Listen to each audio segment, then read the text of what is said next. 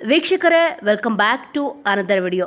ಈಗ Kannada Bigg Boss season 12ಕ್ಕೆ ಮಾಲು ನಿಪ್ಪಾಳನ ಈಗ ಎಂಟ್ರಿ ಆಗಿದ್ದಾರೆ 16ನೇ ಕಂಟೆಸ್ಟೆಂಟ್ ಆಗಿ. ಆಲ್ಮೋಸ್ಟ್ ಇವರ ಹೆಸರು ಹೇಳಿದ್ರೆ ಕೆಲವೊಬ್ಬರಿಗೆ ಗೊತ್ತಾಗಲ್ಲ, ಕೆಲವೊಬ್ಬರಿಗೆ ಗೊತ್ತಾಗುತ್ತೆ. ಆದರೆ ಮುಖ ಪರಿಚಯ ಅಂತೂ ಇದ್ದೇ ಇದೆ. ಆಲ್ಮೋಸ್ಟು ಈಗ ನಾ ಡ್ರೈವರ ನೀ ನನ್ನ ಲವ್ವರ ಹಾಡಂತೂ ಎಲ್ಲರೂ ಕೂಡ ಇಲ್ಲಿ ಕೇಳಿರ್ತೀರ. ಇನ್ನಿಲ್ಲಿ ಈ ಹಾಡನ್ನ ಬರೆದಿದ್ದೆ ಮಾಲು ನಿಪ್ಪಾಳನ. ಇನ್ನು ಮಾಲು ಅವರು ಒಬ್ಬ ಉತ್ತರ ಕರ್ನಾಟಕದ ಗಾಯಕರು ಮತ್ತು ನಟ ಹಾಗೂ ಬರಹಗಾರರು ಕೂಡ ಹೌದು. ಇನ್ನು ಮುಖ್ಯವಾಗಿ ಅವರು ನಾ ಡ್ರೈವರ ಹಾಡಿನ ಮೂಲಕ ಸಿಕ್ಕಾಪಟ್ಟೆ ಫೇಮಸ್ ಆದವರು. ಸಂಗೀತ ಕಲಿತಿಲ್ಲ, ಆದರೂ ಕೂಡ ತಾವು ಕೇಳಿ ಕಲಿತ ಹಾಡುಗಳಿಗೆ ಉತ್ತರ ಕರ್ನಾಟಕದ ಜನರಿಗೆ ಇಷ್ಟವಾಗುವ ಸಾಹಿತ್ಯವನ್ನು ಬರೆದು ಹಾಡುತ್ತಾರೆ. ನಾ ಡ್ರೈವರ ಹಾಡಿನ ಯಶಸ್ಸಿನ ನಂತರ ಇವರು ಉಡಾಳ ಎಂಬ ಚಿತ್ರದಲ್ಲಿ ಪ್ರಮುಖವಾದ ಪಾತ್ರದಲ್ಲೂ ಕೂಡ ಅವರು ನಟಿಸಿದ್ದಾರೆ. ಸಂಗೀತ ಕೂಡ ಕಲ್ತಿಲ್ಲ, ಆದರೂ ಕೂಡ ಉತ್ತರ ಕರ್ನಾಟಕದ ಜನರಿಗೆ ಇಷ್ಟವಾಗುವ ಸಾಹಿತ್ಯವನ್ನು ಬರೆಯುವಲ್ಲಿ ಇವರು ಪ್ರವೀಣರಾಗಿದ್ದಾರೆ.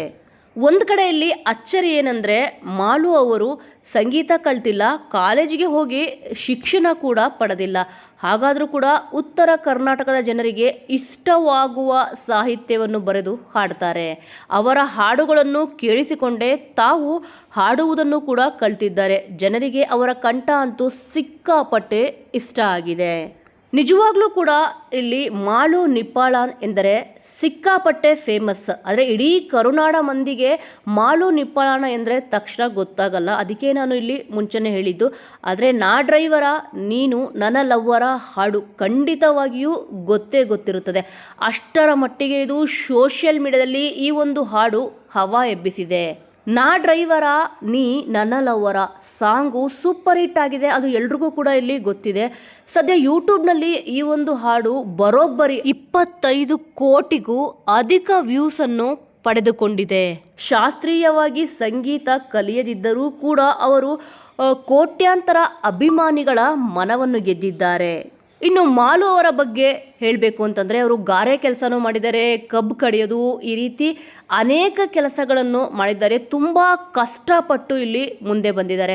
ಡೊಳ್ಳಿನ ಪದ ಅಂತಿದೆಯಲ್ಲ, ಅದನ್ನು ಹಾಡ್ತಿದ್ರು. ಅದು ಜನರಿಗೆ ತುಂಬ ಇಷ್ಟ ಆಗ್ತಾಯಿತ್ತು. ಆ ಸಂದರ್ಭದಲ್ಲಿ ಅವರು ಒಂದು ಹಾಡನ್ನು ಸ್ಟುಡಿಯೋದಲ್ಲಿ ರೆಕಾರ್ಡ್ ಮಾಡಲಾಯಿತು. ಅದು ಒಬ್ಬರ ಮೊಬೈಲ್ನಿಂದ ಇನ್ನೊಬ್ಬರ ಮೊಬೈಲ್ಗೆ ಹೋಗಿ ಸಖತ್ ಫೇಮಸ್ ಆಯಿತು. ಉತ್ತರ ಕರ್ನಾಟಕದ ಮಂದಿ ಟ್ರ್ಯಾಕ್ಟರ್ನಲ್ಲಿ ದೇವಸ್ಥಾನದಲ್ಲಿ ಮಾಲು ನಿಪ್ಪಾಳನ ಅವರ ಹಾಡುಗಳನ್ನು ಪದೇ ಪದೇ ಕೇಳ್ತಿದ್ರು.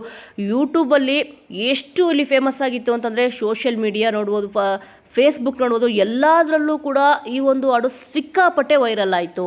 ಆದರೆ ಈ ಹಾಡಕ್ಕೂ ಮುಂಚೆನೇ ಇಲ್ಲಿ ಅವರು 1000 ಗೀತೆಗಳನ್ನು ಹಾಡಿದರು.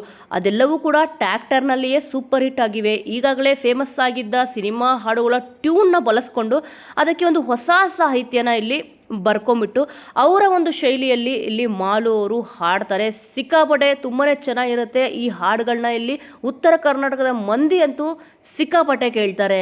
ಇನ್ನು ಕ್ರಿಯೇಟಿವ್ ವ್ಯಕ್ತಿಗಳಿಗೆ ಇತ್ತೀಚಿನ ವರ್ಷಗಳಲ್ಲಿ ಯೂಟ್ಯೂಬ್ ಒಂದು ಉತ್ತಮ ವೇದಿಕೆಯಾಗಿದೆ.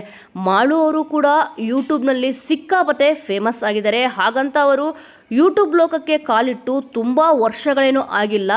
ಇನ್ನು 2021ರಲ್ಲಿ ಮಾಲು ನಿಪ್ಪಾಳನ್ ಸಿಂಗರ್ ಎಂಬ ಒಂದು ಯೂಟ್ಯೂಬ್ ಚಾನಲ್ ಕೂಡ ಇಲ್ಲಿ ತೆಗಿತಾರೆ. ಸುಮಾರೀಗ 4 ವರ್ಷ ಆಗಿದೆ. 4 ವರ್ಷದಲ್ಲಿ 20 ಲಕ್ಷಕ್ಕೂ ಅಧಿಕ ಸಬ್ಸ್ಕ್ರೈಬರ್ನ ಹೊಂದಿದ್ದಾರೆ.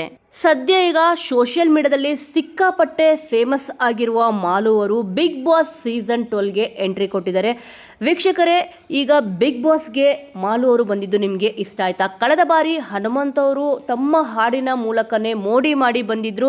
ಈಗ ಮಾಲು ಅವರು ಕೂಡ ತಮ್ಮ ಹಾಡಿನ ಮೂಲಕನೇ ಮೋಡಿ ಮಾಡಿ ಬಿಗ್ ಬಾಸ್ಗೆ ಎಂಟ್ರಿ ಕೊಟ್ಟಿದ್ದಾರೆ. ಬಿಗ್ ಬಾಸಲ್ಲಿ ಇನ್ನು ಯಾವ್ಯಾವ ರೀತಿಯಾದ ಹಾಡುಗಳು ಬರುತ್ತೆ ಅಂತ ಕಾದು ಕೂಡ ಇಲ್ಲಿ ನೋಡಬೇಕಿದೆ. ಅದರಲ್ಲೂ ಕೂಡ ಉತ್ತರ ಕರ್ನಾಟಕದ ಮಂದಿಯಂತೂ ಸಿಕ್ಕಾಪಟ್ಟೆಯಲ್ಲಿ ಖುಷಿಯಾಗಿದ್ದಾರೆ. ಇವರ ಒಂದು ಸೆಲೆಕ್ಷನ್ ನಿಮಗೆ ಇಷ್ಟ ಆಯ್ತಾ ಅನ್ನೋದ್ರ ಬಗ್ಗೆ ಮಿಸ್ ಮಾಡದೆ ಕಮೆಂಟ್ ಮೂಲಕ ತಿಳಿಸಿ.